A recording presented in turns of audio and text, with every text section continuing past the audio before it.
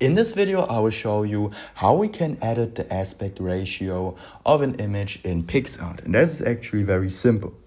We're going to import our image right here. And now what we want to do is we select the image first.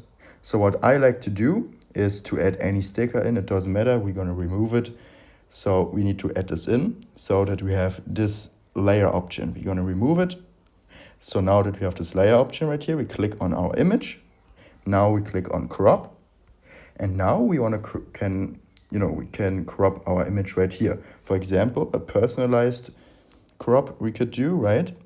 But if we want to have something like Instagram story, you can see there are many templates, right? Or YouTube, right? For a thumbnail, for example, there are many shapes and many aspect ratios.